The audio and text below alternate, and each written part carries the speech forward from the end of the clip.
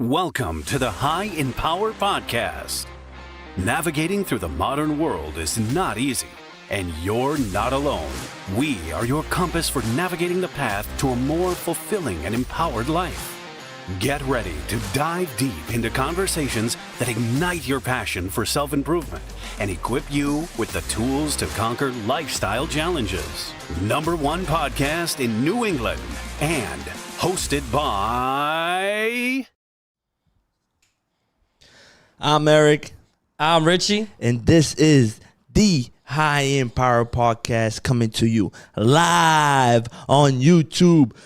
For you that are new, that is just tuning in, please like this video, comment on this video, share, and subscribe. Hit that notification bell. I know I'm asking you to do a lot, but it's for a reason, man. You know, with your support, with you guys, we are everything, but without you guys, we are nothing.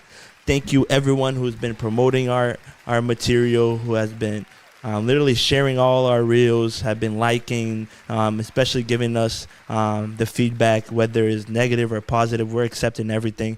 Thank you guys for always supporting us. Season 2, we are here, episode 45. I was messed up on it. I'm losing track, man. I'm losing track. Numbers are getting up there. Yeah, man. How are you, my brother? Man, I'm doing good, man. What a week. It's been good. It's been blessed and very busy. Had some fun activities going on this week. We also did a little modeling today, actually. A bridal modeling with Thais today. It was pretty interesting. Super hype. You know, it's just trying those new things and seeing 20 photographers just taking pictures of you. It was really kind of awkward in the beginning. Did y'all get paid? But it was bro. We just did it just for the fun. For free? For free. I would never do that for free. You know what I mean? But it was a great time. Man, episode 45. I want to thank you, everybody, like Eric said, that's been sharing, liking, subscribing, and really supporting us and really going above and beyond to make sure we can get this message across to more and more people every week, right? We passed 500. We hit 500 subscribers last week. We're super excited about that.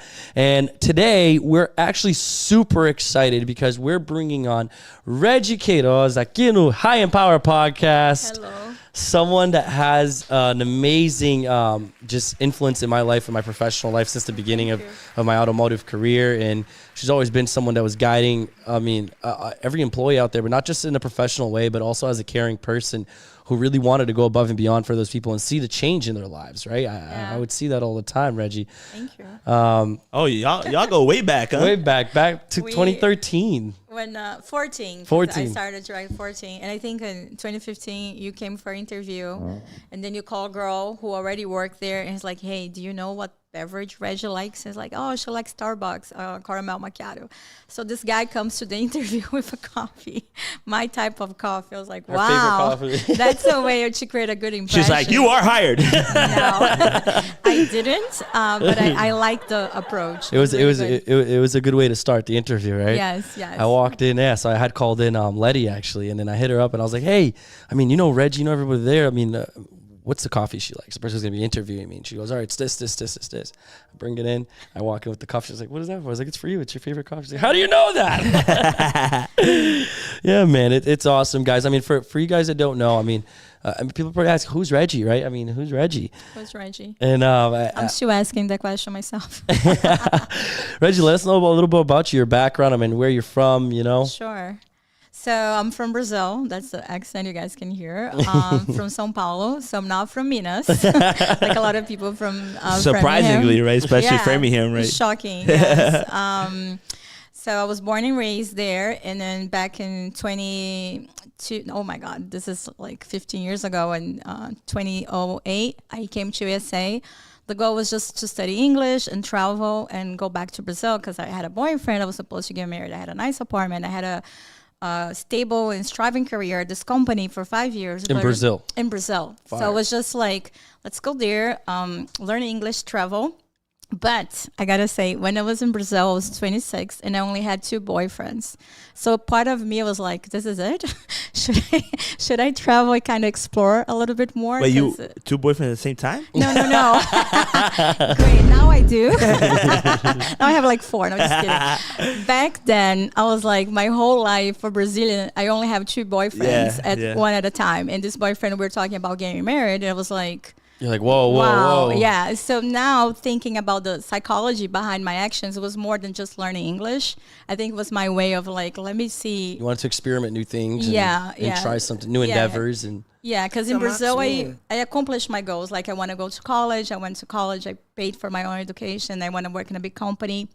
I accomplished that as well, but it was never like drinking, party, like traveling. You're never really a party girl. No, you're always focused in what you were doing. Yeah, because I come from a poor family, so I have to save all my money to pay for my education. So I see you have a bachelor's degree in marketing that you got in Brazil, and then you have a liberal arts that you did also. Was that also in Brazil or was that here? No, so when I moved to USA, it was to learn English, but my first day in New York City, I was like, oh my God, this is it. This is my place. I just felt in my heart. And I was like, oh, boyfriend, I'm sorry. Let's break up. My dreams matter more to me. Boss, thank you so much for keeping my job, but I'm not coming back. So I decided I'm staying here. A drastic change. Yeah, and then I applied for a student visa to go to college, but I didn't have all the money to pay for college. So I work as a babysitter to pay for my education in New York. That's funny, right? Because I feel like that happens to a lot of Brazilians that come from Brazil. They'd be like, no, I'm going to go to Brazil. I'm going to just learn English or work for a certain amount of time, then I'm going to dip back to my homeland. Yeah. And then they come over here and they fall in love. Yeah, they fall in love. I know some people, they find here a better life because they struggle in Brazil. Even though in Brazil, I came from like this poor and challenging background, I was able to succeed and I'm happy about that. But here, I just felt somehow I belong to the culture. I really love it. And then I found myself have to start everything again, like learning English again, live at people's house because I couldn't afford my apartment. And working as a babysitter in Brazil, was already a manager with a business card and assistant. So I was like, wow, he's starting 2 steps back to believe in the future. But I really believe that made me a better person because I used to maybe sometimes judge people without education, right? You will only be smart if you have a college degree. Yeah. Now I understand it's not that way. That woke you up to a whole new reality. Yeah. I remember when I was learning English, this 5-year-old boy I babysat, he was making fun of me because I couldn't speak English properly. And the accents and all. I couldn't even, I was like broken English when I got here. And then I was really mad. And then I told him, it's like, listen, do you know what an apple is? And it's like, of course. I was like, what is it? And it's like, it's a fruit. I was like, do you know the colors? It's like, of course, it's red, it's green. I was like, what about the size and shape? And by the way, I Google everything the day before because I was like, I'm gonna get this motherfucker. We can swear 100%. Okay, you're good. Sorry. And he's like 5 years old, but he was driving me crazy. So I was like, I had a whole template to narrow him down. He's like 5 years old. But Reggie and the 5-year-old. Yeah, but he was my height, so I felt like it's fair. It's fair, same height, it's gonna be okay. So like Google everything, have my script. Do you know the color? Do you know the shape? You know the size? It's like yes. I was like, okay, say apple in Chinese. It's like I don't know. And then I said to him, the fact that you don't know how to say that in Chinese doesn't mean you don't have the knowledge. Doesn't mean you're not smart. Ooh. So even though I was trying to teach him a lesson, that became my lesson. I was like, I know. And people sometimes they cannot voice their thoughts because they are not so eloquent with vocabulary, but that doesn't mean they don't know. And that's how everything started changing for me. Wow. Would you call that reverse psychology? When I was doing with him? Yeah. I don't know. I just want to freaking like do something. Grab him by the neck. I couldn't. A babysitter for rich people, you can't do those things. So especially if you're trying to get paid, you know. At this time, you were babysitting for a family in the Hamptons in New York. Yeah, actually, then I started with one family, the cultural exchange program, like an au pair. Then since I have a marketing... I heard those are very tough programs too. Yeah. But my family was really nice. They took me to Disney. They paid for everything. Yeah. Awesome. But so you're fortunate enough to be in great people. Yeah, but they don't... Like, you make $250 per week, but you have your own room and your car and your cell phone. They pay for education and food. So in a way, it's good. But then I learned that if you babysit, you could make, like, back then, $20 per hour, $30 per hour. So I switched it. So I heard a lot of people usually go for those programs because they don't really care about the money at that moment. They're more caring about the experiences and the lessons that they can take away from that program. Absolutely. So au pair, like we see a lot of people from Europe as well, like France, Germany. I met a lot of friends from there, and they come to actually experience the living with American family. Like you have your host dad, your host mom, and like all those things. Fire. Yeah. I mean, there's a funny story here when it comes to going a little bit back into your career life when you're starting in America, right? Yes. I mean, I there's a story here that you got the job job. You were waitressing at a restaurant. Oh, yeah. So all my friends, like when I was babysitting, I was not making that much money. So like, Reggie, ways to make more money is cleaning houses or waitress, right? And then I tried to get a gig cleaning a house, but it was a nightmare. It was not good. I locked myself in the bathroom. I put a Clorox and everything, so I almost killed myself. Oh my God. Yeah. You went that low into your mental. Yeah, like, well, cleaning, like in the Hamptons, they were paid really well, but I didn't have the skills to be good. Oh, okay. I thought you said like you literally were like upset and depressed to the point where like you locked yourself in the bathroom. Maybe I spoke too fast. I was trying to say when I was cleaning, I didn't know what I was doing, So and the I created a Clorox. mess. Yes. So my friends like, you know what, Reggie, we're gonna go to work at this mansion for the Hamptons. All you have to do is a very simple job. You just have a tray, whatever we put it there. You go around asking people, like, would you like some wine? Would you like Serving some cheese? people, yeah. Things like that. But I was still learning English. So they asked me to go around asking, would you like some crab cake? And no, grab cake. I just should know. Crab cake. The crab cake. Crab cake. And then I said crab, which is shit, right? And they like, is this So Reggie would go around instead of saying crab cakes, she'd be, hey, would you like some crab cakes? And then there was very fancy people. They're like, what's this doing? So I got fired on the spot. Because They fired you because of your accent, because you couldn't pronounce crab. You would I say was crap. saying, and then they're very fancy Polish people, and they felt offended, thinking like she's offering us shit cake, right? And but that was, They took it offensively. they did. Now, dead. I mean, Reggie, in a moment like that, you know, it's a funny story, but it's definitely something that brought a lot of, I could say, thoughts that could have taken you down and completely like dismotivated you. You could have said, this country isn't for me. The culture is completely like different. I'm gonna go back to my country. What kept you going? I mean, So yeah, like the English was definitely something that it sometimes would be ashamed. I thought it was not smart enough. That's why telling that kid the fact that you cannot say anything doesn't mean you don't know. Kind of taught me something too. And yeah, sometimes you feel lonely and it's difficult, but somehow I just knew I would make it because USA, it is the land where your dreams come true. Yeah. So the I opportunities are remember here. as a babysitter, I was like, you know what, I'm just going to be a babysitter. And I have a marketing background, so I created a website and business card. And then when I realized I had a business going on as a babysitter in less than 1 year doing it. So the country really allows you. The entrepreneurship was in your blood. Yeah, well, I had to pay for college without any help. So I see here too. So before you even left the Hamptons and came into Framingham, I mean, that was a big change for you too, right? Yeah, so in New York, I went to school for radio and TV production. That was like always my dream, but in Brazil, I couldn't afford it. So in New York, that's what I went for. And then I found a radio station in Framingham for Brazilians. I was like, oh, that's the place I should apply. Opportunity. Yeah, so I moved out here without knowing anybody. Did you know anyone here? No, and I was in New York for 5 years, so I had all my friends. Your roots are all there, everything. Yeah, but I moved it to take the opportunity because, I thought, well, I spent all this time and money studying this, so now I got to go work with in this area.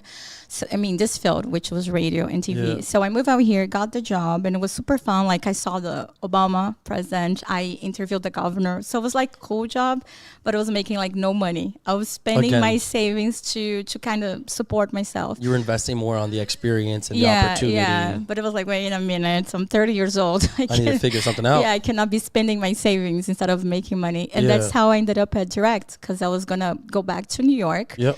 And then Andre, he was like the marketing director. He's like, oh, we have opportunity to produce the TV commercials to Global International. And then I did the job interview and stayed there for like 8 years. Wow. I mean, Reggie, one thing that's very clear here, we talk about this a lot too, is like getting comfortable being uncomfortable, right? Yeah. And throughout, just in the first phase of your story that we're hearing right here, we see 3 different scenarios where you literally were comfortable getting uncomfortable, where if you stayed in your comfort zone, you probably wouldn't even be sitting in this couch here today. Absolutely. So, that's awesome. I mean, it's what we talk about a lot. It's literally what we live here. And we literally tell people, I mean, sometimes people ask, how do I start? How do I even get this going? How do I chase my dreams? Just take the first move. I mean, it's not guaranteed that you're going to make it. But. Yeah, and then I guess it ties back. We're going to talk a little bit about motivation, right? So in Brazil, I already had established job and career and apartment, but there was also this sense of purpose, realization. So I went to New York, and then in New York, I accomplished a few things, but then now I want to go for my industry, which is you had a void in you. There was always like, and then to conclude, like when I went to Direct, I worked there 8 years. As you know, I got promoted, I think 5 times. So I went from assistant to general manager, right? Yeah. And that, even though it was the job that I was making more money and I had like more power and status, I completely hated it. It was like I was miserable. I remember Monday morning having a hard time to go to work. And then when I start telling people I want to give up, they're like, but you're the general manager. You have the highest position. You're making 6-figure. And I was like, I hate it. And then that's what brings us to the whole topic of motivation. Yeah. Right? Is money enough? Like, what motivates people, right? Yeah. So each people, and there is nothing wrong with money. It's okay to make money, but people have different drives. Yeah. 100%. It's cool that too, because you start to notice that, I mean, people have different ways to be pleased and different ways to accomplish what they like, and success is not the same for everybody. Exactly. Right? Yes. So that's awesome. I mean, especially going into the subject now of motivation, which if you guys don't know, Reggie's a psychiatrist, and she goes all psychologist,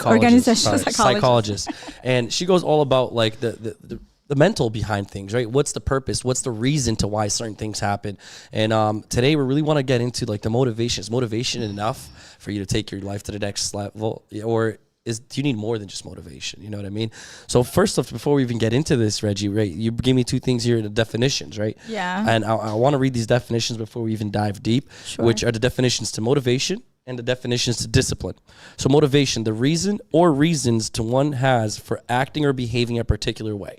So that's what motivates. The motive is what gives them a reasoning to do that. And then discipline, the practice of training people to obey rules or code behavior using punishment or correct disobedience.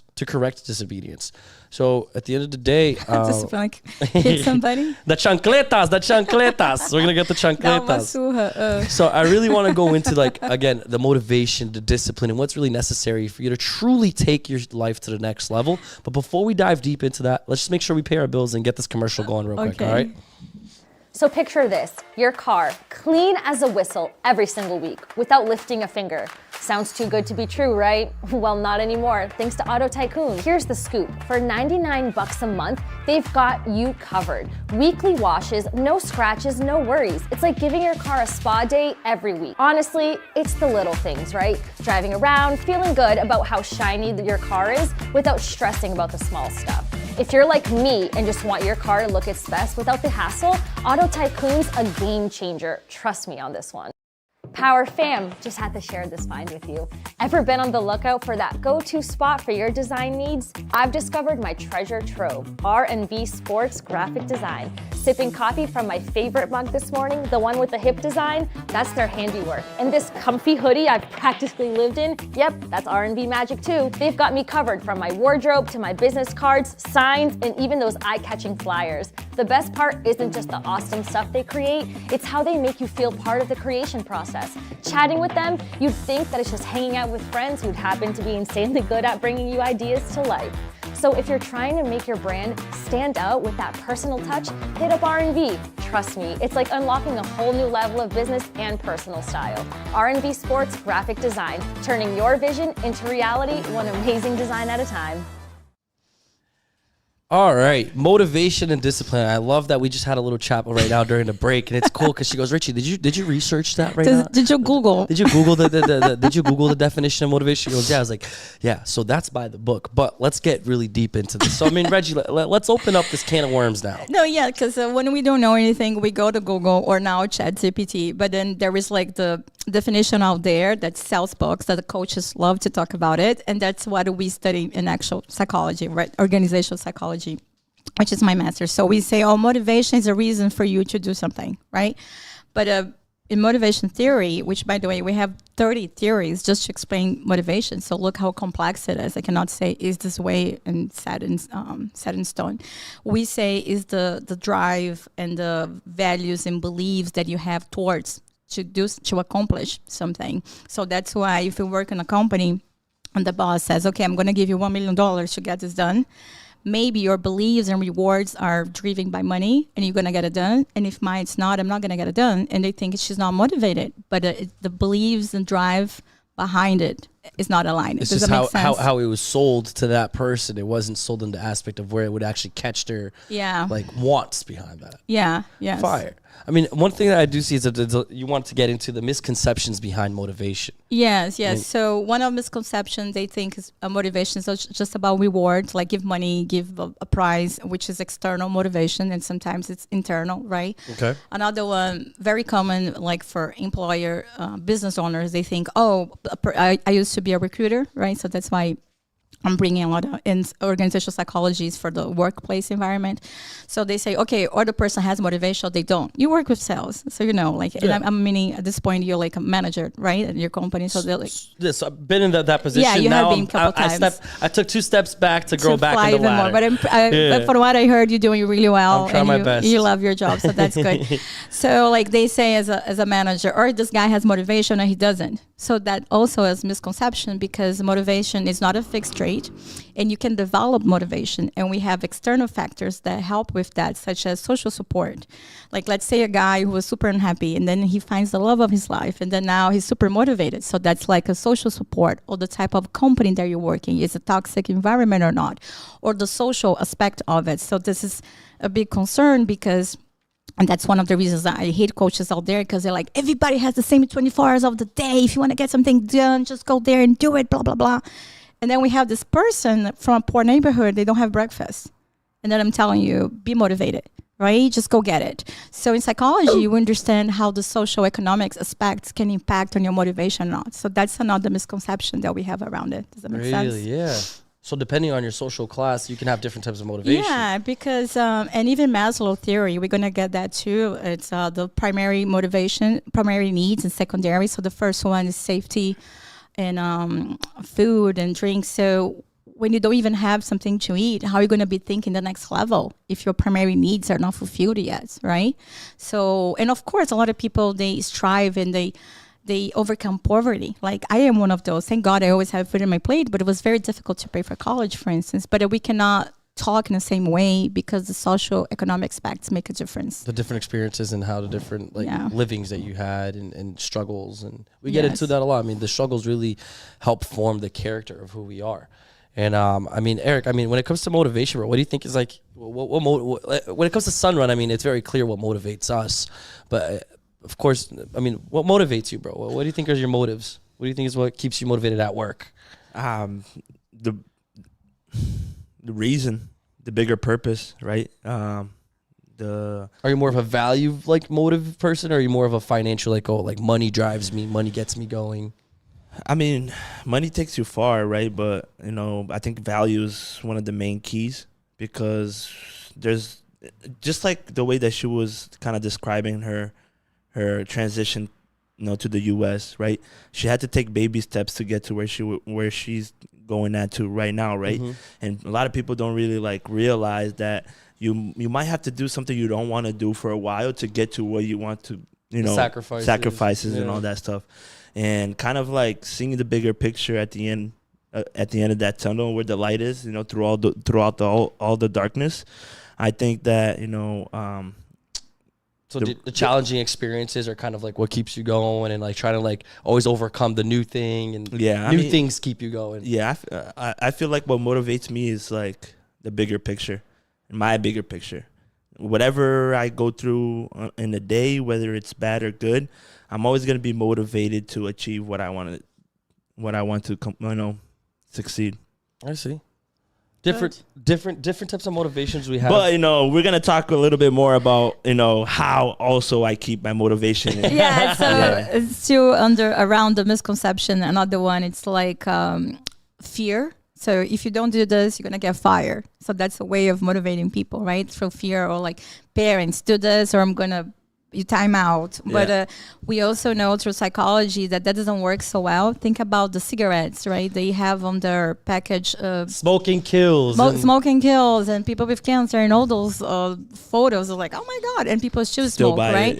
So why it doesn't work to effective level is because we have this reasoning bias, which means, oh, my grandpa used to smoke and he lived up to 80, so I'm going to smoke too. So we giving a reason we are giving a reason to support what we're trying to do, right? So our brain, sometimes we think we're making decision with cortex, which is more rational, but we're doing with our amygdala, it's more emotional, but then we try to explain what we're doing. So when I'm smoking cigarette, even though it's saying, you're gonna die, don't do it. I'm like, oh, my grandpa, he smoked. And even though the whole statistic, it's not that. I'm sorry, I don't know if I'm getting too technical. No, I love it. So anyhow, but a misconception is, okay, let's say if you don't do this, you lose your bonus. At a company where we still work, like if you have if you're late 3 times, you lose your bonus. And people out of fear, but how miserable did you feel? And what about your performance? How that impacted that you felt like a whole month went wasted just because of 3 lateness. So for the long run, it's not a good way of motivate people. I feel like you can go both ways at that though, because I know people that, through fear, they actually perform. And then, like you said, and then there's other people that with fear, they actually, reach like a stalemate. Like they don't know what to do. They're like pissed about it. But I think there's a difference there would you agree that that's not motivating, but that's trapping the person more? So that's why I said it's a misconception. So you're right, like fear is like, I don't want to lose my job, so I'm going to get this done. But we're thinking about the short term and the long term. On the long term, the long term, that's not effective. It'll destroy you. So for the company, when we had this bonus, like was $2,000, and if you late more than 3 times, you miss it, like the whole $2,000.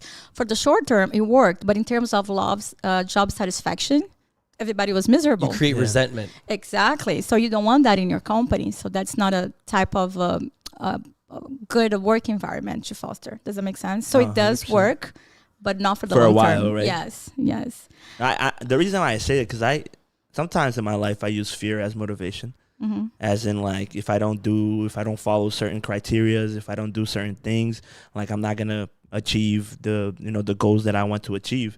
And I see what you say. Like it does. Do you mind giving me an example? Well, I'm very disciplined in my work hours. The amount of work that I put in and all that.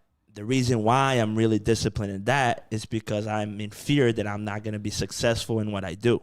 Mm-hmm. So basically, I play the scenario in my head. If I don't work enough, if I don't put enough hours, if I don't get enough deals, then I'm not gonna achieve what I want. I'm not gonna get there. And no way or no how, whatever it is, it's like this is the only way, and this is how it has to be. So then, like, and just to clarify what you're saying, so you have goals, financial goals, business goals, and then you say, if I don't do A, B, and C, I'm not gonna get my goals, right? Exactly. And then the way you frame is like fear, I'll lose my goals, right? Yes. So you think fear is motivating you, but actually, what's motivating you is the reward, your goal.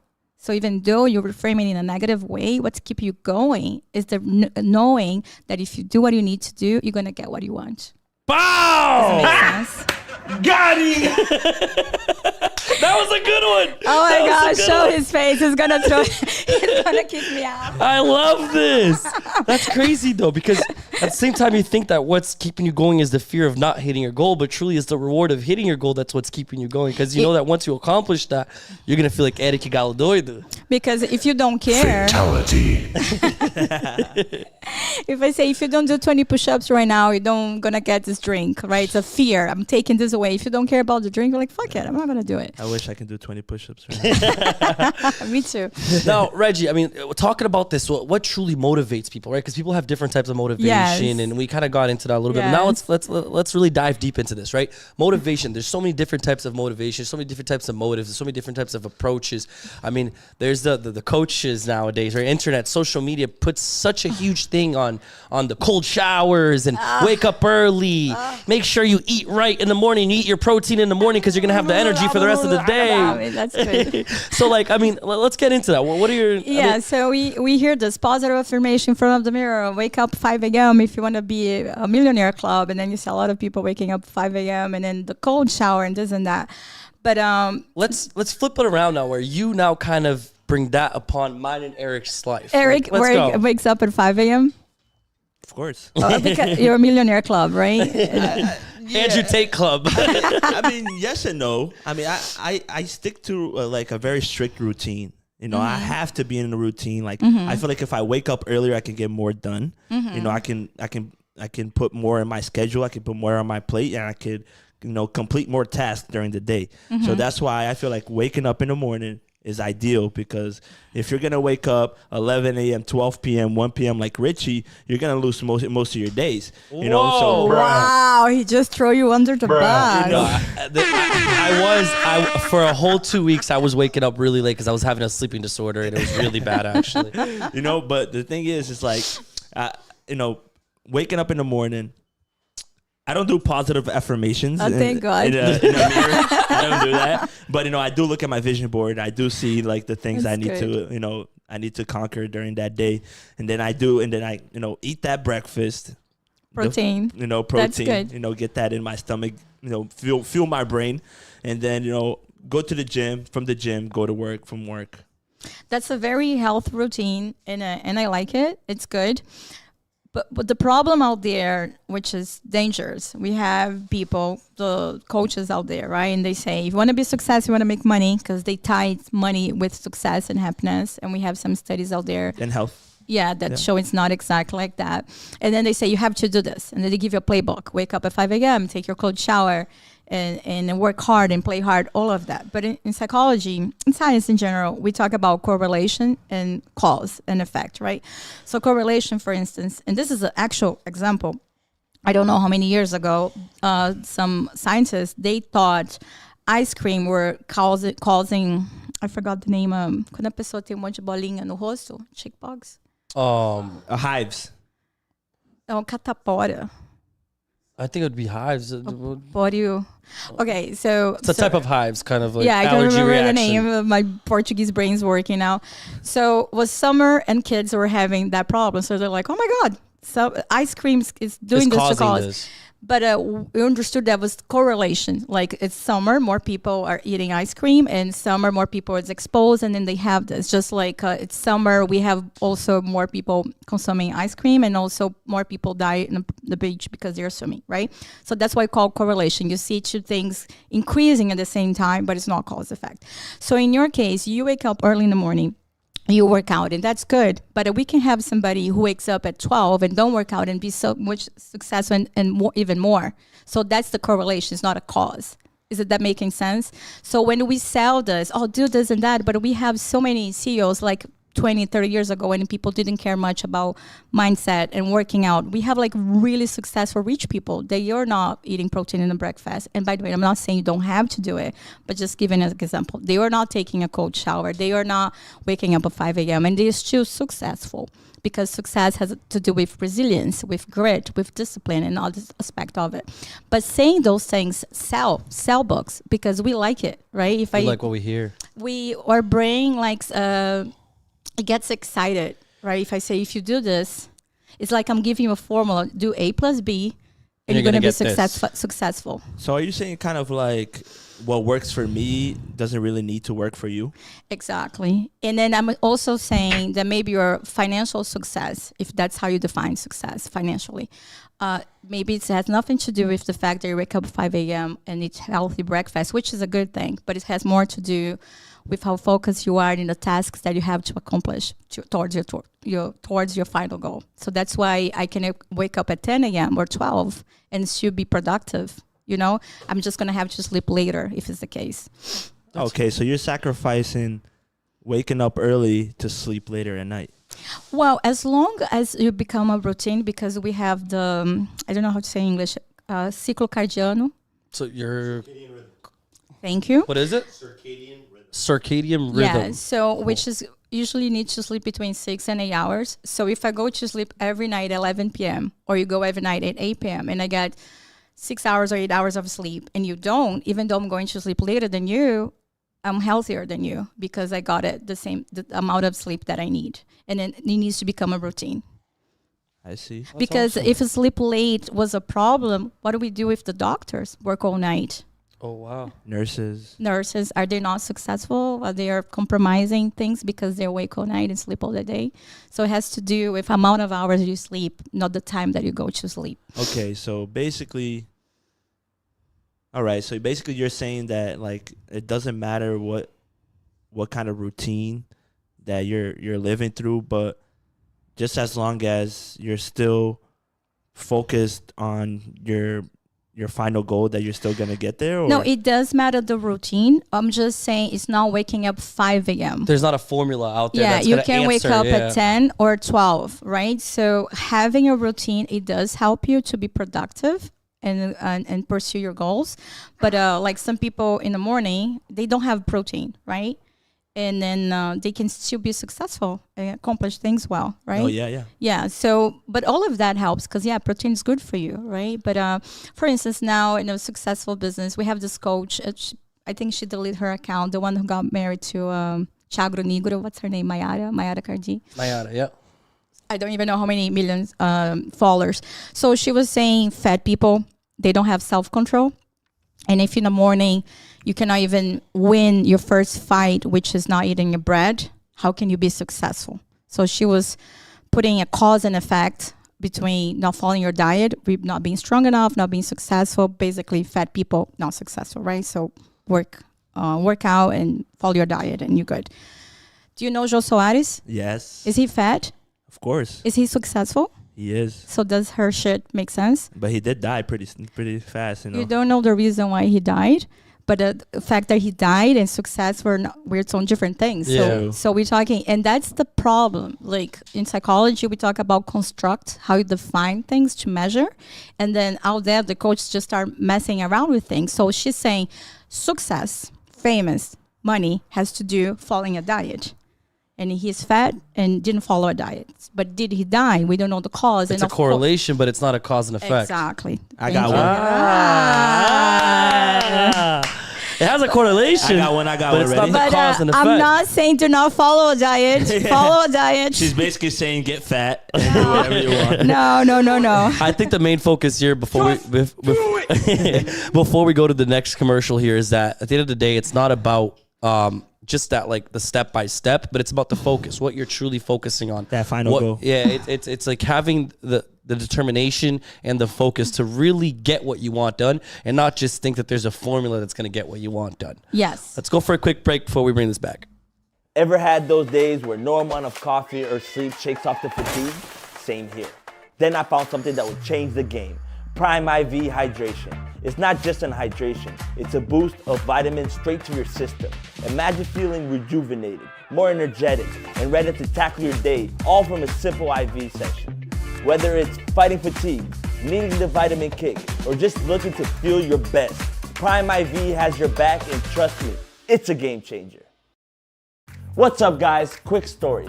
After my car accident, I was pretty stressed, but then I found Ivan's Collision. Ivan himself made the difference. Sure, he works with all insurances, but it's the way that he treats you, like a friend, not just another car fix. He genuinely cares and it shows. And because you're part of the HIP family, Ivan's offering an exclusive 15% off, no catch, just mention us. So if you need someone who understands you, check out Ivan's Collision. It's more than just a repair shop, it's a peace of mind. Correlation and cause and effect. So I mean, Eric, let's hear this. So I'm afraid. I want to know. No. This is pretty simple. I want to kind of like make it like a comparison. You know, waking up in the morning, eating breakfast or not, right? Mm-hmm. People say the way you should start winning your day is when you wake up and make your bed. Mm-hmm. I'm not a type of person that wakes up and make his bed. I'm the type of person that leaves the bed the way it is because I'm going to jump right back in at night, you know, right under the same pillow. I mean, you know, the same pillow and blanket, right? But there's people that say that, you know, when you wake up and make your bed, that's going to give you motivation and that energy for you to start your day with the right foot. Yeah. But again, it's just another, and you're successful, right? From what I'm understanding. You don't make Getting there. You don't make your bed. I make mine. But that has nothing to do with that. It's just because it does bring you a good feeling when you come back at home and your bed is made. But that's a correlation. Exactly. There you go. Rich is like, I don't need to go to Harvard. I already know. I want to explain this, but in a way that's as simple as possible because I don't want to get boring. So what do we do in psychology or science? We have a theory, right? So first we start with a hypothesis such as waking up early in the morning, making bed is going to make people successful. So that's my hypothesis. Now I need to do some studies to prove if that's true or not to become a theory. So I have group A and group B. So group A is going to every day make out their bed and see if they make 100K in a year, if I define successful like that. And group B, not going to make the bed. And then I compare, right? And then if group A making the bed every morning makes 100K, then it's true, my theory, right? So you need to define what you want, you need to decide how you're going to measure, and you have another group, it's a control group to compare, because if this group is also working out, then I don't know, is making the bed is working out, so I can have only one variable. So far, so good. This is making sense? Yes. So then after I do that, we have what we call confidence interval, which is, okay, I repeat the study, and 95% of the time, I know this is true. Meaning 5% of the time, there's somebody out there who doesn't make the bed and still going to be successful. Every rule has an exception. Exactly. So the most that we can go is sometimes 99%, but 95. And then again, when we study, then I'm going to say, is this a correlation or is this a cause effect, right? And then also, because it's impossible to study everything out there, each scientific article below, we have what we call limitations. So we say, hey, I studied this, but I left out personality traits. I left out socioeconomics status, because it's impossible. And then why I'm telling you all of this? Because when I'm going to sell a book, I'm not going to say 95% of the time, hey, by the way, I didn't put it this, I didn't put it that. I'm going to say, hey, I did a study. Works. And then if you make your bed in the morning, you're going to make 100Ks. That's what sells, right? But in psychology, it was like, wait a minute. That's not exactly how it is. Does that make sense? Yeah, but you don't think that these motivational speakers out here, that they're running on some type of scientific theory, that they literally be like, look, 50% of people did this and 50% of them did that, and then they all saw that this actually works for all of them and not the other. They do. Let's say I am the coach and I'm going to publish this book, Make Your Bed and Make 100K a year, right? Because I did some... Reggie just came up with a book, bro. Yeah. You're going to buy it because you don't make your bed. I probably will. I was like, I already make 100K. Yeah. So comes the second book, Make Your Bed and... Make a million. Make a million. So I do have some study. So that's the problem, I guess. It does have some study, but like I said, it's 95% of the time, not 100. And then I didn't put all the variables that can also justify why. For instance, so we have this psychologist who I love. If she ever watched this video, hey, Angela Duckworth, I love you. Oh, I will tag her. She's a positive psychologist, so she's not like a Madonna. Motivation. Yeah. And then she came up with this theory called grit. Have you guys heard? She has this TED talk that like million views. What makes somebody successful, right? Yeah. And then she defined grit. So it's not how smart you are. It's not your network. It's not your parents. Not looks. It's not anything else but grit. And she defined grit as the persistent and commitment towards a long-term goal. So I want to be rich in 5 years. That's a long-term goal, but it's very difficult. So I'm going to be persistent and I'm going to have passion. All right. So she went there and studied people who are successful. What's the group that she was studying to support her her hypothesis? She was going through people who got accepted at West Navi. I don't know. I forgot the name. It's like a very difficult school to get accepted, and other kids who on the B spelling. So the critics that we have towards her book, that's a bestseller, it's very successful, is like, wait a minute, you're doing your study with people who are already successful. Go do it in Africa and let's see if you get the same results. Ooh. So again, that's what I was trying to explain. You do it study, it has some true. So it's not, I'm not lying to you, but I cannot make that a universal reality. Can make that a law, yeah. Because one, it's only 95% of the time, and two, we have the limitations. Is that making more sense? No, because it's very complex to explain. Is there some aspect that it's 100%? No, till the highest that we do, like for drugs, for instance, like not like drugs, cocaine to get you high, but like for like medication. Medication. Depending on the studies, sometimes we can go as high as a 95%. But then we should know 1% of people is going to be, yeah. So, but usually what we see is 95. And again, in psychology, I remember when I had my first class, I hated it because I was like, I came here thinking I'm going to learn how everything works. And then I was expecting right and wrong, like black and white. And then my professor all the time, he would say, well, it depends. And bring all those variables. I was like, at the beginning, it was making me more confused. But then I realized that's the beauty of it. you can be successful and he can be successful, and you both can come from completely different background and have a different routine because it's more correlation, different variables than a recipe that works for everybody. Yeah. But that doesn't sell as many books as like Law of Attraction, for instance. I think that plays a role too, where yes, it can motivate a lot of people, like having those books and those motivations and all that, but that can also dismotivate a lot of people because for those who can't relate to that like way of doing things, basically, I mean, if you're out there right now, right, and you've always listened to these videos and books and everything that says wake up early, cold plunge, do this, but that's truly not something that relates to you, it doesn't mean that now you have to lose your motivation and not believe that you're not going to be successful. It's just a matter of how you need to find what's going to truly drive you to get what you want done, and not let that way of, or maybe that not way, but let's say, it's not pattern of habits, right? I mean, pattern of and that's another thing we're going to get into in terms of motivation and habits, right? So again, waking up early is good. I mean, you need to sleep between 6 and 8 hours. Eating healthy is good. But I was just saying, it's more important to focus on what you need to get done. Does it make sense? Like the tasks 100%. and then the routine can be different. Sometimes that routine can become a distraction too. And it goes back to what we said last episode too. Yeah. And just to go one more time back what you said, because I really like that. Like all those coaches out there, they have some truth, right? So we have this concept in psychology called self-fulfilling prophecy. Have you heard of it? I heard of it before, yeah. Yeah, and we have this bestseller book, Law of Attraction, right? Yeah. Whatever you want, just think of it, and universe is going to give to you. I want a BMW, boom, appears in your car. Manifestation. Yeah, manifestation. So a lot of Law of Attraction comes from psychology. The theory is self-fulfilling prophecy. So it's like has some true, but then they blows out of proportion, right? Selling in a way that's wrong. So in psychology, self-fulfilling prophecy means what you think, cognitive, impacts your behavior. So let's say I think I'm not pretty. So that's my belief. So how this is going to impact my behavior? I'm not going to take a shower. I'm not going to put a makeup. I'm not going to take chances because I'm not pretty. If people look at me, I'm not going to pay attention. That's so going to limit you into doing. It's impacting my behavior. So another example, I think I'm going to get fired.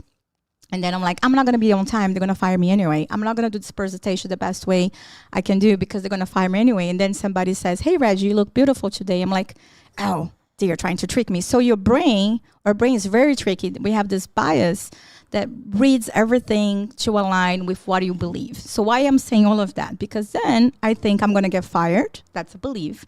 I behave in a certain way that I get fired. So that's a self-fulfilling prophecy. I kind of made that happen based on what I think. So the law of attraction got that concept and blew out of proportion, like whatever you want, just think about it's going to happen. So there's some true, but it took way out of proportion. It starts with a thought, but there's a lot more action behind it than just thought. So it's just thinking you're going to be rich. I'm sorry. It's not going to make you rich. You can't sit on your couch all day and think you're going to. It's more of a kind of like good energy. You're trying to like, I feel like when you're trying to like your aspirations, right? You're really trying to like say it out there for it to become true. I feel like you're doing that mostly to put good energy and to have motive and obviously purpose and the things that you're doing. So here's the thing, like, because how do I explain this? So basically, like, I feel like my brain plays a lot of tricks on me, right? And I feel like it's my job to literally like look past those little, voices in my head telling me that I can't do something when I definitely can.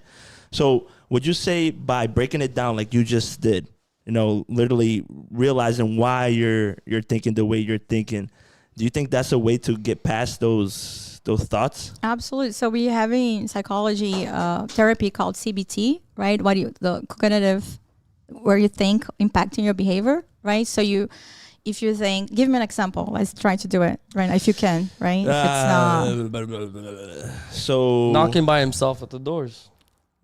That's something to struggle with. That's like a block you have. Yeah.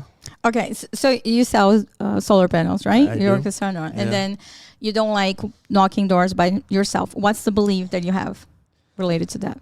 The belief I have, honestly, I don't know. I'm really trying to figure it out. It's difficult. It's embarrassing. I'm annoying people. What they're going to think I'm doing here. I think it's more of a self-belief type of thing. It's just like I have no problem knocking with someone like with me. Even though they don't talk at all, just their presence there just makes me feel a little bit more the social confident. support that we're talking about, motivation. Yeah, the social support, like literally, we worked the other day. Rich doesn't have to do anything at all. He can just be over there, be like a statue, and then I'll handle the whole thing. No But problem. let's try to frame it. Like when you think I am by yourself, put yourself in that position. I'm by yourself. You're by yourself. You're getting out of your car. You're going to knock a door. What blocks you? Try to think about it. It's kind of. Myself. I get in the way of myself, like the self thinking of me not being able to go there on my own just to close the deal. And Are you scared of messing up? No, it's just not really scared of messing up. It's just embarrassed? Scared of kind of losing. Scared of not being able to maximize that opportunity. Yeah. So but you said when he's there, he doesn't need to talk, and you talk, so you do everything. Yeah. Right. So it's you doing the job, just his presence. So to help you with the CBT, like trying to do live, we need to focus what is the thought, because if you cannot frame it, what's actually the cause, and that's quite normal. Like sometimes we have a fear and we don't know what's going on. So until you're able to label what it is, it's difficult to adjust. So you're like, okay, I'm by myself. It's my own limitation. It's my own fear. I'm blocking me. But there is a root cause. So you got to, am I embarrassed? Yeah. So that's like a daily thing that I go through, is figuring out what is that cause, right? Because I know what I'm doing. I know what I'm selling, and I'm pretty, and I'm getting pretty good at it, and it's just like, it just comes in terms of me believing in myself and the self-confidence, putting and be like, hey, I don't need anybody for me to close that deal. I don't need no one's support to be there over there and just making sure that everything goes all right. It just comes to the fact that I just need to kind of man up a little bit. Let me ask you a different question. Do you feel it's easier for you to do things for others or for yourself? Ooh. You think it's I'm asking. I'm not saying it is. No, I know. Do you feel like it's, for instance, for me, it's much easier to go to the gym with a friend and hold her accountable than go by myself, even though it's the same exercise, like I have to go. But when I have to do for others, sometimes it's easier than doing for myself. I feel like it depends on what, because at the gym, like I'd rather be alone, right? I don't need anybody. No, I know. Yeah. I'm just saying, just in the gym, I'd rather be alone. Like I don't need anybody's motivation. I don't need no one to be there to push me harder. The confidence is there. Like I'm a savage. I'm ready to go. And then going back to knocking doors. When you're on your own. Wait a minute. When you're on your own, get better at that. But when you're on your own, it's just like you kind of, It's hard because when you're a door-to-door salesman, like you go through so much shit during the whole day, so many no's, it's dragging, it's really like draining. It's very draining, and like kind of like going through that experience on your own, it sucks. So is the social support that motivates you? And remember how in the beginning we were saying a misconception about motivation is like it's a reason to do something. So maybe if I'm your boss and I don't know how to motivate you, like, oh, if you want it, you're going to get it. Doesn't matter if you're alone or not.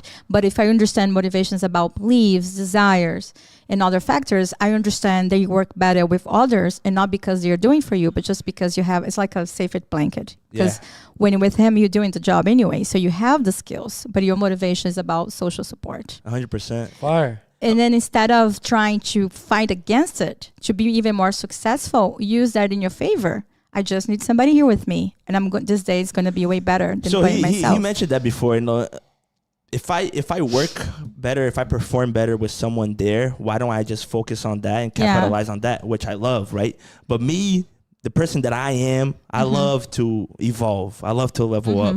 And I feel like I need to go through these things. I need to quote unquote suffer so that I can get better at what I do and I can master it. Because I truly believe that me passing this, me being able to go through this obstacle is going to open, make you better. It's going to open so many doors for me. I tell you, I have something for you what to do to help you. Do you need to go to break? Because then we say after the break. I was going to say this. Would you say that then when it comes to him specifically, his motivation is not the result of getting the results, but his motivation is the improvement.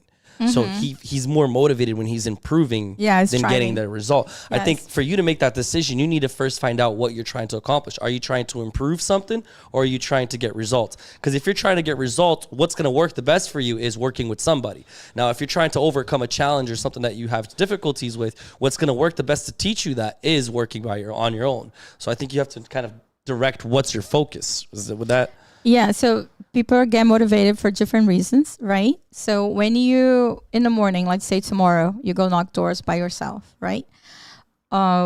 We, for emotional intelligence, we know like our amygdala in our brain. So we make rational decision with cortex, it's right here, and amygdala, I forgot what it is, implied here for emotions, right? And it's not rational. So when you have a fear, you're not thinking, you're in a fight or flight mode, or you're gonna fight and knock this person down, or you're gonna fly away, because this is how we develop, like when we're in the jungle, right? If you have to think, let's say I see a lion comes in my direction, I'm thinking, I think he eats people, maybe I should run. By the time I have a conclusion of my thought, I'm dead. You're dead. So you develop that skill, or brains to like, this is dangerous, let's go.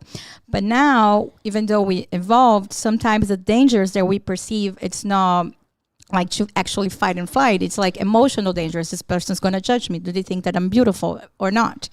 And then when our amygdala is activated, that's the fear, taking care of you, taking care of your body. And then you're not thinking through your emotions anymore. So why I'm saying all of that? When that happens, you can start notice your body response. Are you breathing faster? Do you feel something in your stomach? So when you start getting aware of your physiological state, did I say that right? Physical state. You start breathing pelo nariz, solta pela boca. I don't know why I couldn't say that in English. In through your nose, out through your mouth. Inhale through your nose and exhale through your mouth. Because that's going to help you calm down your nervous system, right? Yeah. And then once you do that, you can ask yourself, what I was feeling. Because the moment that you try to label, am I embarrassed? Is rejection? Are people going to judge me? The moment that you know that, is going to be easier to apply CBT, which is therapia cognitiva, to frame the thought and change change the behavior. Is it making sense? Because I know it's a lot of information. So do this, because when our amygdala is activated, our brain goes, we call binary mode, yes or no. That's why when you're having a fight, yes or no, black and white, I'm right, you wrong, it's difficult for us to rationalize. So once you breathe and you calm your system down, that's when you start thinking. And all the other aspects. Exactly. Awesome. Is this real? Is this real? For real. Man, we actually have Leticia Vieira actually asked a question here. What are the techniques and tools to improve motivation? And I love that you asked that question, Leticia, because we're actually going to get into next, which are habits. Yes. Because habits have a huge play in motivation, have a huge play in getting things done. But before we get into that, and before we listen how habits truly can improve your lifestyle, let's get to this quick break, and then we'll go right back to it. Hey hip fam, ever walked into a room and just stopped to admire the stonework? That's exactly how I felt about our custom table from New View Granite. And let me tell you, it's more than just furniture. It's a centerpiece that transforms the whole space. New View isn't just about tables though. They're the masters of all things marble and granite. Countertops that turn your kitchen into a chef's dream. Bathroom vanities that feel like luxury spas, you name it. Their craftsmanship is unmatched. What I love about New View is the quality. You feel it in the smoothness of the marble, see it in the intricate patterns of the granite. Every piece is a testament to their commitment to excellence. When you invest in something from New View, you're not just upgrading your home, you're adding a story, a piece of art that stands the test of time. Our table isn't just amazing, it's a gathering spot for friends and family, a place where memories are made. If you're looking to bring that level of excellence and durability into your home, New View Marble and Granite is where your search ends. Quality that speaks, designs that last. All right. I was not trying to sell anything, but thank you. Yo, Eric already just closed a 5-session package with Reggie. If you guys want to take part of this, just contact her on her Instagram. Cool. I don't know if you guys seen this, guys, but we actually have 2 QR codes. I'm going to mention one right now, and then I'll talk about the other one later on. Right there next to Eric, we have a new QR code on the screen. That QR code right there takes you directly to our Instagram page. So if you haven't followed us yet, make sure you go to our Instagram page, because that's where you're going to know exactly what's happening next, what's going on with our podcast, all the updates, and what we have done in the past too. So go real quick, put the little camera right there, take a little second, put your phone right there on that QR code, click the link, and let's enjoy the Hit Podcast Instagram as well. Now, habits, Reggie. Okay. Habits. So motivation, we have 12 theories. We couldn't go over everything. If anybody's interested, maybe reach me out. I'll send it to you. I'm actually going to put this in a description so people can read it too. Okay, cool.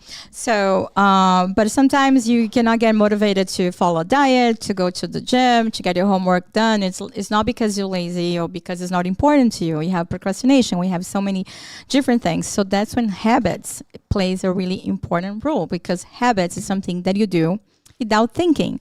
Like this morning, which shoes did you put on first, right or left? I always put my left foot first. I'm a lefty.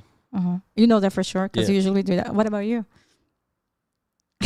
Whatever one. I don't. And then, like, let's say you drive every day from point A and B, like from home and work. Have you ever had that feeling like, how did I get here? Yes. Because it's a habit. You already know how to get there, so you're not thinking. So that's why habits so cool, because you don't have to think to do it. Sometimes you'll be driving the highway and like time will go by and be like, whoa, I don't remember driving that path. And it's like, oh shoot, it just happened. Oh, in that case, that's could be daydreaming. high. Yeah, it could be something else. She was like, be high.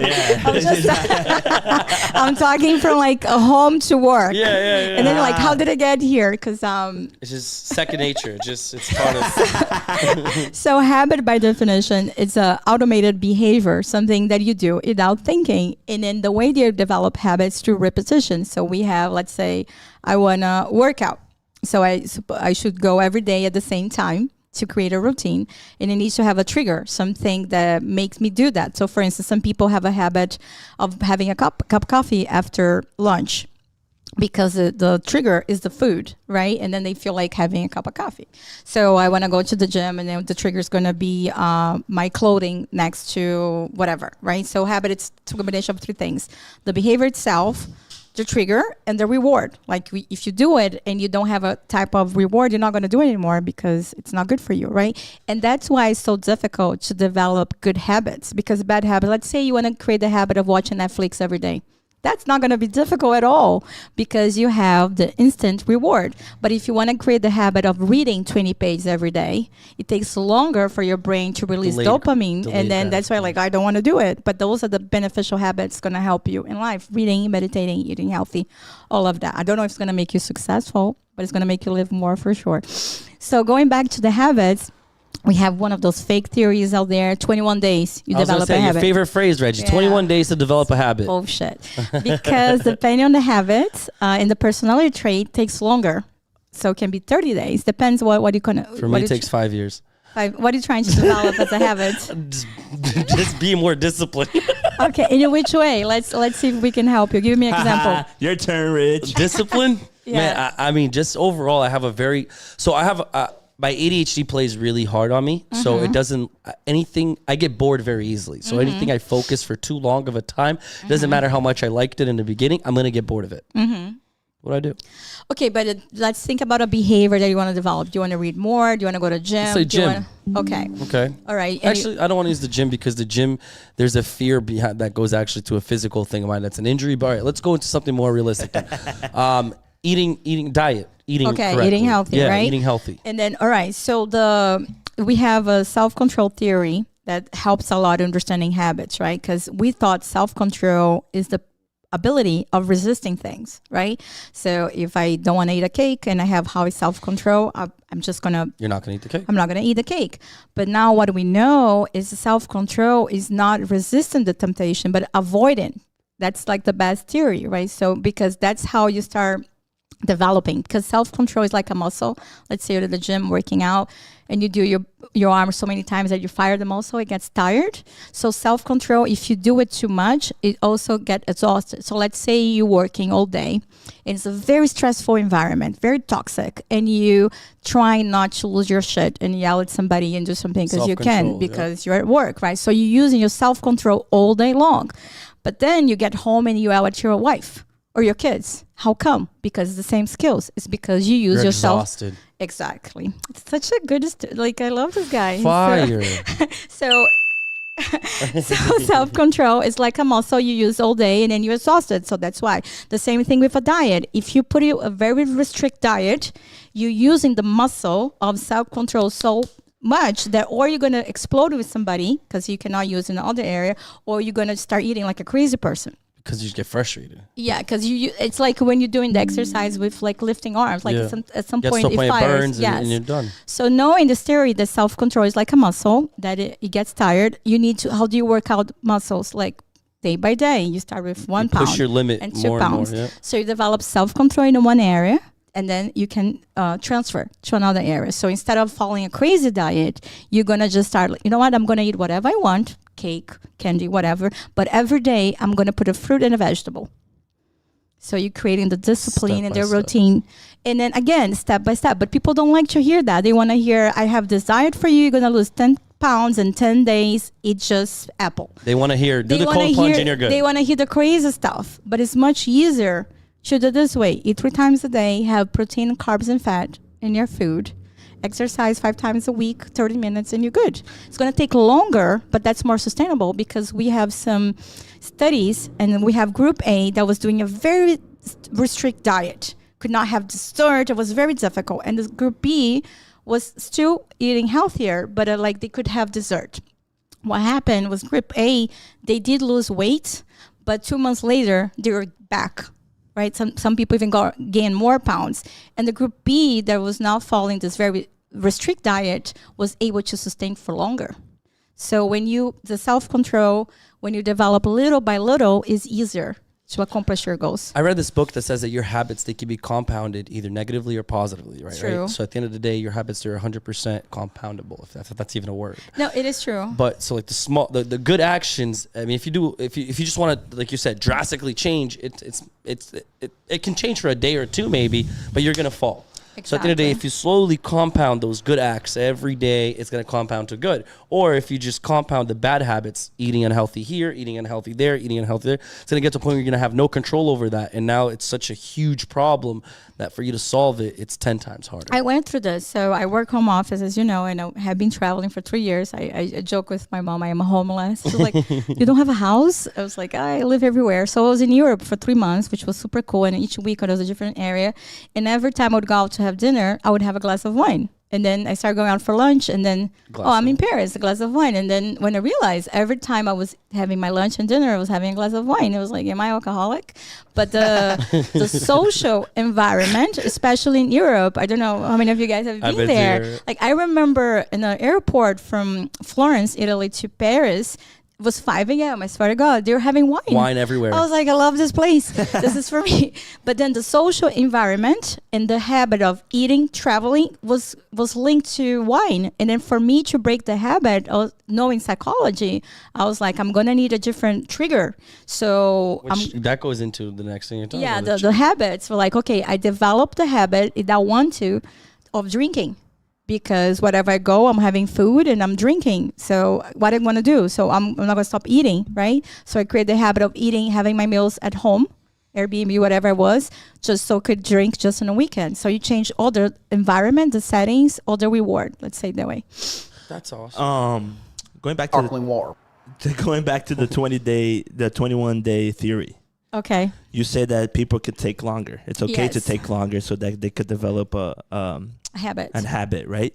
Do you think people can do faster than 21 days? It depends on the habit that you're trying to develop, because some habits, the behavior, they want to do it without thinking about it. Yeah. So you do the same behavior at the same time, the same steps, the simple, the better. And the other 2 keys is like the trigger, what's going to make you do the habit, and the reward that you get it, right? But why do we, let's say you and I, we want to develop the habit of going to the gym to do yoga, let's say that way. Hot yoga. Yeah, I love hot yoga. Yeah. Okay, there you go. So in 21 days, you develop the habit, you go into yoga every day at 7 p.m. and I'm still struggling to get myself out of the house, even though I love hot yoga. So I like it supposedly to have the motivation, but I cannot go. So we talk about personality traits, right? And we have a lot of theories out there, but the ones that are more acceptable is called the Big Five. Have you guys heard of it? I haven't. So the Big Five theories, it's like all of us, we have those 5 traits. One is about extroversion, like how extrovert or introvert you are. The other one's about how open you are to try new things or not. And then how agreeable you are with things, taking chances of pleasing people, be more aggressive. I should know all the theories, extroversion, agreeable openness. Agreeables, neuro. The one that starts with C. Conscientious. This is a hard one. Conscientious. That's one. Conscientious. Yes. Conscious. That one. Consciousness. We should write it. Having And be neurotic. Consciência. Consciência. And be neurotic, right? So all of us, we have it. Some people have more extroversion, some people has less, but you have it. It's not good or bad, depending on what you're trying to do with it. So to develop habit, let's say I'm really low in C, which is that word we can say, consciousness. And you're really high on it. Because it's a personality trait that you have. Who is high on C? I just say high on C is a person who can be disciplined. You can do the same job over and over again without being bored. And who is low on C, they can't. It doesn't say that I'm good or bad. It's just a personality trait. Strengths and weaknesses. Exactly. So that's why it's going to be more difficult for me to develop. So that's why we see a correlation between habits and personality trait. Not saying that's impossible. It's just going to be more challenging for me because I'm low in C and you're high on it. Does that make sense? Yes, it does. That's awesome. So, Reggie, a question the Leticia asked was, what are techniques that can help you, to develop habits? To develop motivation, like the habit. What are little techniques with your habits or like whatever it is that can help you just become more motivated? Yeah, so I think motivation has a lot to do with what's important to you, of course, right? Your beliefs, sense of purpose. But let's say if you're trying to be motivated to go to the gym or follow a diet or saving money, it's better to rely on building habits. So let's say I want to save money. So first we talk about, and I think you talk about this in another episode, setting goals, right? Yep. So we have a whole theory how to set goals to be successful. And we know through studies that kids in school, if they have a goal of getting a certain grade, just because they have the goal, they're going to get a grade of a kid who doesn't, for instance. Or salespeople, if they have a goal, I need to have 40 installs this quarter. And for somebody who just says, I want to sell more. So the person who has a specific goal is going to sell more through studies and groups. Because they know how much, by when, and how they're going to get there. They have a path. Yeah. Exactly. It's got to be, you have to be able to measure. It got to be specific, but also got to be attainable. Challenging yet attainable, right? So that's the SMART strategy. So so the S is for specific, M is for measurable, A is for attainable, achievable, attainable. And then R is for realistic, and then T is for timely, where you can actually do it in a timely manner. Yeah. So going back as Leticia, right? Yeah. So she wants to be motivated. So if she wants to be motivated, it's probably because she wants to accomplish a goal. I'm assuming. So let's say her goal is to save money. So the first step is go back to goals, theory of setting goals, which is how much money I want to save. What's the timeline? How much money I'm going to put aside, right? So that's, once you get and that can be for like working out at the gym or studying, whatever you want.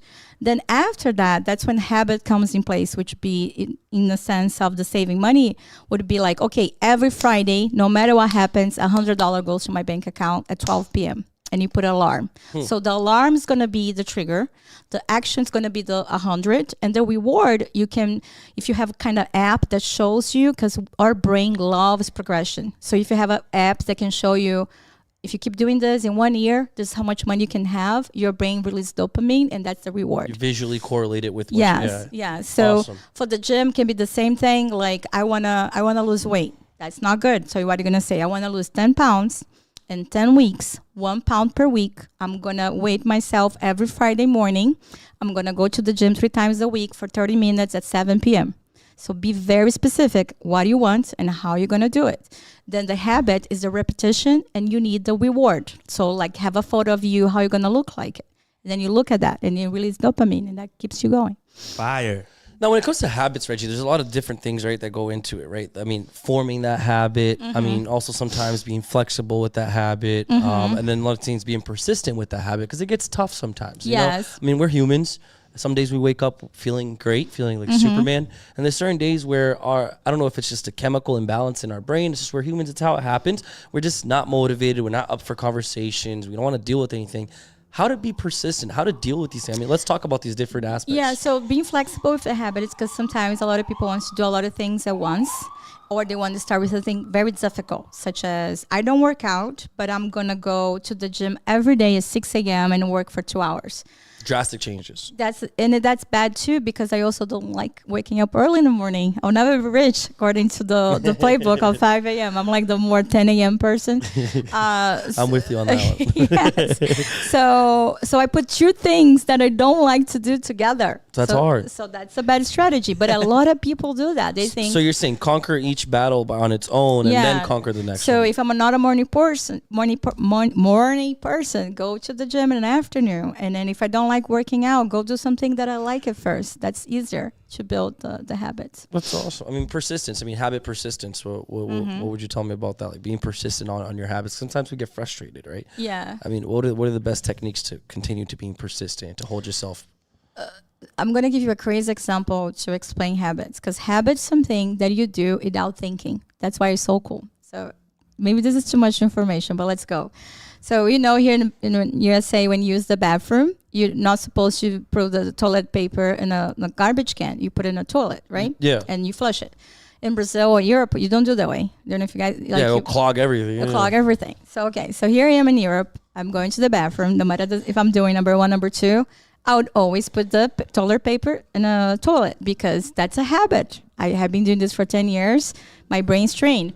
And then some places, I remember they have a sign saying, do not throw this in the toilet. And then even though I was reading it, so that's cortex. I'm thinking, I would still do it, right? And then one day I got the Airbnb clogged because I was doing that, and the guy yelled at me all the things. So I was like, okay, Reggie, go in the bathroom, do not do this. So one day I'm in the bathroom peeing and saying to myself, do not throw the paper, do not throw the toilet paper in the toilet, do not do that, do not do that. Regardless, I still did it. Why? Because habits. It's engraved. And then it took me almost 3 weeks to break the habit, like repetition over and over again. So even though this is a example, is too much information, it's just to say it's something small that like something small like that, even though in your brain, I'm not supposed to eat this. I'm not supposed to eat this. If you do every day eating chocolate, you're going to eat it because you do something without thinking. So for you to break that is repetition over and over again of the thing that you want to build. Do you believe in hereditary habits? In what? Hereditary habits. So habits that are picked up from your heritage, from your family. Yeah. From like the little habits that you pick up on from your parents. Yeah, from your parents and from your upbringing. Do you believe that your upbringing has to do with a lot of your habits and it motivation does. as well? It does. You can change it, but the way that your family raised you and the beliefs that they have, the things that they do, yes, absolutely. You can do it, the same habits, because you grow up seeing that. Now, and then you repeat it. Now, an example, like someone that's the social class, right? Like we talked about this before season 1. The rich that's grown in the rich family, he that's all he knows. He was born into the rich family, and then we also can we get Reggie another drink, please? Oh my God! Don't get me drunk because I'm talking. Oh, give me water too, please. Quick. Basically, so like Gatorade, nothing. Do you think that an example, someone that has the experience of living and growing up in a rich like environment, and someone that grew up being in a poor, does that give you by default a head start in life?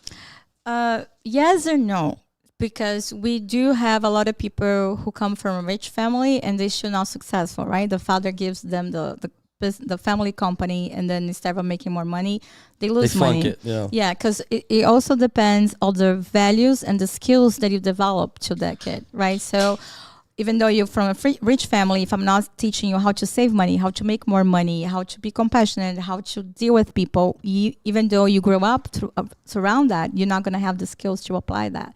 So to be successful, it has way more to do. Emotional intelligence is a big factor. Self-control also, and habits that you have, then the networking or how much money you had. That's why we have so many examples of people who came from rich family and they lost everything. Because they just thought that they already had it. Yeah, and they didn't develop the skills to work for it. They thought they had the formula, but they didn't. They didn't, because the experience of what truly builds that formula. It's not the just... So it's a lot of how your family raised you, the type of values and the skills that they help you to develop. That's awesome. I mean, kind of like to wrap it up with the habits, right?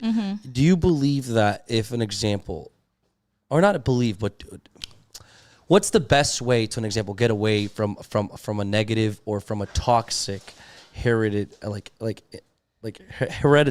like habit? If your family like is an doing example, your something. family truly believes in that, and you do it because it's what makes your family happy. But truly inside of you, you know that's not bringing you to where you want to be. What's the best way to deal with that? But just to make sure I'm getting correctly, because we have one thing that's a belief, and we have something else that's a behavior. So habits is about behavior. So in the behavior like aspect, eating healthy, exercising, reading a book, that's a behavior, so right? like, let's say I was born into a vegan family, and my family taught me my whole life being vegan is the right thing. But I love meat. And I believe also that meat has a lot of good qualities in there, the protein, and of course you can substitute that protein with other things. But that's truly what I love. It's truly what makes me feel good. How to deal with that? Yeah. So in that sense, that's why I was trying to break down between behavior and belief, because it's not the behavior itself that you want to change, because you already like meat. So it's not going to be difficult for you to start eat meat. Mental. It's more the belief I'm going against what my family does. And that's something that we see sometimes. Let's say you come from a poor family and then now you're rich and you feel a lot of guilt, right? Because you're distancing yourself from them. And sometimes it's difficult for you to bring them to the same level of money, success, whatever, because they have their own way of thinking, right? Perspectives, yeah. Perspectives. So that's why I was talking about belief, or like once you have a certain knowledge. So what you can do is to live by your truth and just talk to them when they ask for it. Everybody hates the person comes to a room trying to fix everybody, right? Yeah. But then if you live by a certain way and people look up to you because of that and they ask you People are gonna questions, start asking questions. that's how you can influence them. So if you grow up with a family, they do things in a certain way, you want to do it differently. So that's not a habit if causing you because you want to do it differently. It's a belief problem. It's a value problem. And then you, at the end of the day, you got to respect other people, but you need to got to do what makes you happy, right? Because if you're doing something that's against your values, that's going to make you very sad. So that's the motive, the values. Yeah, the values. Because, for instance, when I was the general manager that was making a lot of money, I hate my job because it was really against my values. Yeah. So it doesn't matter how much money or success with status I was doing something. That moment, the financial wasn't involved. Going back to what we talked about, I think it was first episode of season 1. Basically saying like, if you're doing something that you don't love, you're only going to do it for a certain time. The motivation is going to go away. Because the motivation is going to go away, the hunger is going to go away. You know, it's not going to feel right.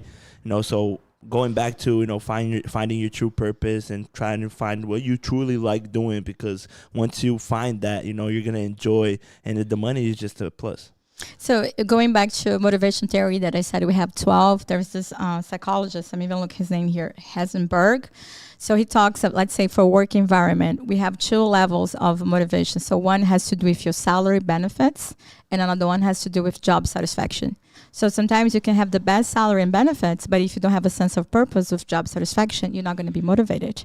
But sometimes you can be motivated because you like your job, but if you don't make a lot of money, or enough money to, because it's going to cause other problems. It's going to cause other problems. So in his theory of motivation, he says we need both. We need what he calls hygiene, hygienic motivations, hygienic. So hygienic motivation, yeah. Which kind is of like a salary, benefits, compensation like that, and then the job satisfaction. So a balance, having a balance, and I can't talk today. Me neither. Equilibrium of balance, equilíbrio. Equilíbrio. Falar em português. So we're bilingual. Equilibrium, yes, of both aspects. I think that's 100% true too. I mean, now that we talked about discipline and we talked about habits, what's more important? Habits. Because habits is something that you do without thinking. So once you develop that, you're going to do over and over again because you're not even thinking. It just becomes second nature. Yes. And so a lot of successful people, when you talk to them, they do the same thing and over again in terms of eating, exercising, saving money, because they don't have to think anymore. It's just something natural. It becomes natural. Yeah, because discipline involves an effort. But in a way, everything is combined. So you start with the motivation. It's a domino effect. What's my motivation to do this is because it's important. It's because I like it. It's my belief. Okay, that's step 1. Step 2, the discipline. I'm going to be doing this every day. So that's the conscious effort and the habits when it become automatic. So one brings to another. So it's one. But if you need to focus on one thing, focus on develop the habit, because you're not going to have to think to do it. Once you fix habits will equal actions, and actions will equal results. Yes. I love that. Rich, I think we got some YouTube questions. We have. Let me pull up the YouTube question here. Reggie, what I love this. Like you're giving me a whole like new I'm perspective so happy. of things. I love this. I love it. Nobody's going to take a cold shower. Nobody's going to be waking up at 5 a.m. or saying positive affirmations. I like this question. We have a question that says, what about the goals that you can't measure, like changing someone's life? Wow. Beautiful questions. Okay. So yes, there's goals that are more difficult to measure. But then when you say, I want to change somebody's life, that's very broad. So then I would ask, which way?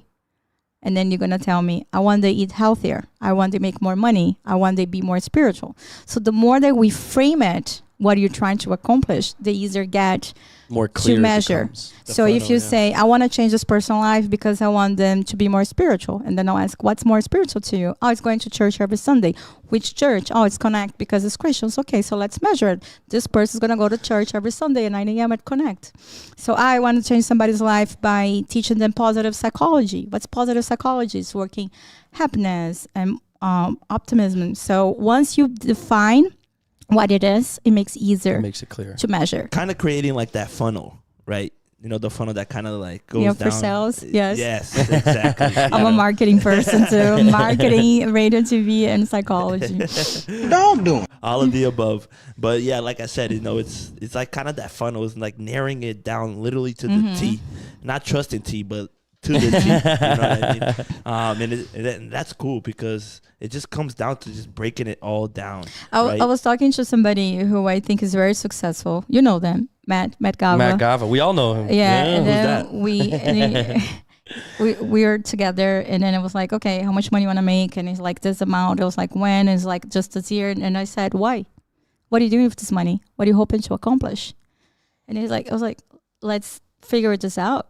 Right? Because it's not just, and then he was very detailed about how much money he wants to make and by the time, which is good, but you got to break it down. What are you going to do with that? Yeah. And why? Because otherwise you just stressed out all the time. But then again, if you don't have the bigger why, once you accomplish what you're trying to do and you get to that point, you're not going to have motivation anymore because your why was already fulfilled. Yeah. And you need this big picture, right? So what I'm doing for my 2024, and I like to do in the beginning of the year, I have like life, like my spiritual life, my professional, academic, financial, and then I put 1 or 2 goals because otherwise it gets very overwhelming. Yeah. So I have what I want, why I want it, and how I'm going to accomplish. Fire. Right? And then I like to do this with friends as well. That's what we talk here in the podcast. So we break down the podcast into the 5 pillars of life, which is, again, the spiritual, the mind and body, love and family, financial, and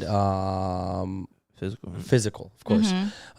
So that's literally what we talk about here. It's like having a balance within everything and focusing on everything. But at the same time, there's a phrase that I said last episode, and I really love it because I read this. And it's very impactful if you think about it. We are allowed to do we can do everything. No, wait, we're able to do everything, but we shouldn't do it. We shouldn't do everything because once you do everything, you don't do anything. That's true. So he who does too much accomplishes nothing. So once you focus, you're all over the place. Exactly, and then now you just you focus 5% here, 5% there, 5% here, 5% there. You're not putting 100% on anything, which is something I kind of dealt with a lot growing in my professional world. When you saw that very closely, was I was always trying to focus on so much and try to do so much that it would kind of take away my focus from my main job, that was to just make sure I was training those people the best way possible. And try to focus on what you're good at it and you like to do and delegate everything else. Sometimes we try to be good at everything. So Landrino, for instance, right? He's very creative. He's great as a radio talk show host, but he also needs to run his business, and sometimes he get mad at himself because it's difficult for him to delegate in marketing, operations. And I try to help him and say, listen, but you're really great at producing things. You're so creative. Nobody has that talent. So focus on this, and when you have more money, hire somebody else to do the operation. Like you're great knocking doors with somebody next to you. So why put yourself through hell? And like, oh, I just want to be alone because I want to overcome this. Sometimes that's not the best strategy. Like, focus what you're good at it because you're getting results from it. Fire. Does that make sense? And the results keep you going. They keep pushing you too. Yeah. I mean, it's good for us to challenge ourselves, right? But depends what you're doing and depending on. Do you have another question? Because I want to give an exercise from the YouTube. No, that was the last question. Okay, so do we have time? Yeah, we have a few more minutes. So there's one exercise. Actually, I did this at a seminar at Harvard to help you to find your values in life. Sometimes we think that's clear, but it's not. And when you do this exercise, it's really good. So you have a paper, the bigger the better. And then you're gonna do a line from, let's say, point A when you were born. Which year you were born? 96. Okay, so let's say, so it's white, right? And you're gonna go from here, point A to B. Timeline, and just a line in the middle, right? So 1996, and then it ends here in 2024. I mean, it doesn't end. You're not gonna die. The line is here, right? Yep. And then you're going to start putting years, not everything, because it's going to be, I cannot do math that fast, 96 to 2024. How old are you? 27. I'll be 28 in May. Okay. Damn. In May? Yeah. I'm from May too. May 12th. May 23rd. Yeah. Yay. Taurus. That's why we get along. Gemini, the worst one. So you go for... I agree. Why? Are you Gemini too? No, I'm a Virgo. So how do you know it's bad if you're not on my skin? I'm a critic. Virgos are like that. Okay. So from A to point B, which is the year you're born and the current year, and then you have this line, and you're going to put it years that was important to you. Doesn't matter if it's for school, academic, professional, personal. Highlights. So let's say you're born in 96. 96, yeah. So 10 years later is 20 years later is what? 16. 16. So in 16, I met 2016. the love of my life. I lost my virginity. Whatever you want to put it. Whatever is important. Yeah. When he was 20. I don't know. That's a very stupid example. I don't know what I was thinking. I know what you mean. High school, my first job, my first car, whatever it's important to you. So every time with something good, you put a point and it's up. Everything is bad. And be careful because this exercise can trigger a lot of emotions. I have seen people crying a lot. It was difficult to come back because you start thinking, oh my God, this is when somebody died. Oh, somebody got sick. This is when I lost my job. This is when I lost everything. So you're probably going to see ups and downs in your life, right? It's going to be very difficult if everything is up and very bad if everything is down. Yeah. So you're probably going to see ups and downs. And then when you see this graphic, it's going to really help you to realize, oh my God, I thought my most important moment of my life was when I make my 100K, six figure, but it was actually when I was accepted at Harvard, in my case, right? Oh, I thought my lowest point was when that guy broke up with me, but actually it was when I got sick. So this graphic helps you to understand the highs and the lows. Also helps you to realize how you bounce back from the lows, which is resilience, and you need that. This is like one of the most important things to be successful is being resilient.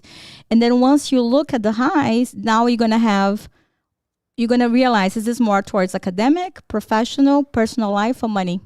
So a friend of mine, everything that was good for her was professional. Another friend, everything that was important to her was academic. Another person, because you're gonna have something. What really matters. Exactly. So this is a really cool exercise. Right. I love doing it. Like I said, some people can get really sad, but it really helps you to understand what's important to you and how you bounce back when it's bad. Because a lot of people do have that. Sorry. A lot of people do have that difficulty of kind of facing reality, right? Facing like whatever they went through in life, and kind of like going back to those emotions and kind of experiences of like what they felt and what they've been through. But that could also kind of drive them. Yeah. Right? They can actually see the multiple things that they went through and like, holy crap, like I got over that. I got over so many shit throughout my whole life, and look where I'm still standing on my 2 feet. Yes. So this exercise helps you to see your resilience, because resilience is the ability of bouncing back adversities.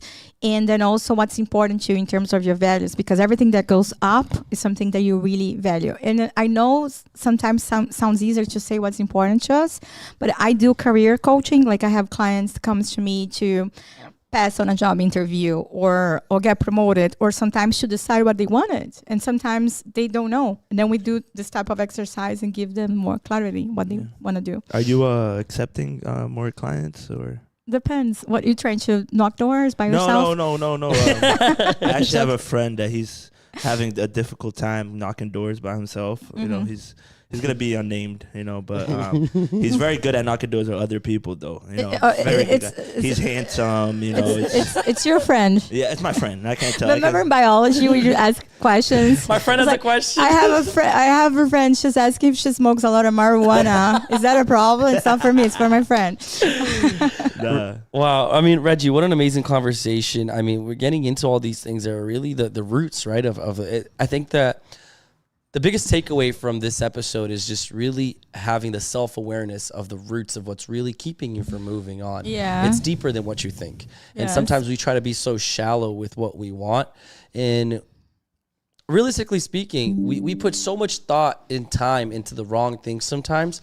And if maybe we just take time to really find out who we are and where we are and what's causing us to think or to act in that way, it will take us much further than just reading a book that's going to tell you the formula, because at the end of the day, you're very unique and you have your own formula. Perfect, and only yes. you can really decrypt that formula that belongs to you into your lifestyle. Exactly. We have things that do apply for a lot of people, but motivation's about what your values, your belief, what's important to you, because maybe what motivates you, it doesn't motivate me, right? Fire. So you got to understand. Fire. I love it, guys. I mean, guys, look at that. Another talk here talking about motivation, habits, and discipline. And that's what we're all about. We want to make sure that we are not only learning these things ourselves, but we're sharing this content with you. I mean, look at this. We took an hour. This episode flew by. An hour and a half. Wow. A few moments later. I hope it was good. It was great. Thank you. I honestly learned a lot just by this, the time that we had today. The self-reflection you've had throughout the this. self-reflection, doing it, and it just comes back to what we always say, that we're here learning with our, with the public, Audience, yeah. with the audience. Like, we're not here masters of these things. That's why we're bringing people on, so that we could have at least a start on getting better at different aspects of the different pillars that we always praise over here. And bringing you on, you basically broke me down, like, to the T, basically. Now I'm definitely gonna go home and start, evaluating myself, seeing why I feel and act the way that I do, and I guarantee that I'm gonna see an improvement. So I thank you so much. No, thank you. That's one of my purposes. Is this real? That's something that makes me very happy. And then one last thing, so motivation can be different to people. If you got to work on something, work in habits, because then you don't have to think, you just go through. And if you want to know what motivates people, like if you're a business owner, a manager, or just getting to know somebody, instead of asking what motivates you, ask about the personal projects. That's how you're going to know. I can talk to. So for instance, if I'm trying to get to know Richie, instead of asking what motivates you, if I'm a recruiter, I'm interviewing you, instead of say that, I'm going to tell me about your hobbies, tell me about your projects. So when you talk about this podcast, it's going to tell me way more about you than when you talk about working at Solar. Because this is something you're not doing for the money or because you have to do it. This is something you're doing because you love it. You have a purpose behind. Fire. So understanding people's projects and hobbies says a lot about them and that motivation. That is true. That's Hell awesome. yeah. Hell yeah. Well, guys, that was another talk here with Reggie Queiroz. If you guys want to hear more, please, Reggie, where can people reach you out? What's the best way? I have a Instagram, Reggie Recruiter, Reggie.recruiter. That it's in Portuguese, though I don't have one in English yet. That's more about career and development. So that's one way. Awesome. I have my number, but I don't think I should give it. Yeah, we'll put your number out there. But Instagram, guys, if you guys want to message Reggie, if you weren't comfortable putting yourself exposed on the chat and you want to ask a question directly to Reggie on a one-to-one, she's open to talk to you guys at any time. Guys, listen, I've been friends, not just career, but like personal friends with Reggie for years now. And you, honestly, you've had a huge impact in my life. Thank you. You've had a huge impact on my career, and just really finding out what truly wasn't keeping me from moving. When it came to hearing the harsh things that sometimes our ego doesn't want to hear, you did them at the right time. Fire. And you've always pushed me to really excel in my greatness, right? Because we each have our own greatness. It's about recognizing what's your greatness and how far you can take it. Yeah. And you've always helped me really Thank you so think much. about That makes me very happy. Hell yeah. And it's so proud of you. Thank You're you. so smart, so successful, always so talented. So Thank it's you. good to see that. Thank you. Guys, I want to talk about Rock and Rumble. For who doesn't know, can we put that flyer up right here? Let's see if we can get that flyer up. So we got the, let's put it over on the side. Where's me? Can we push it to the side?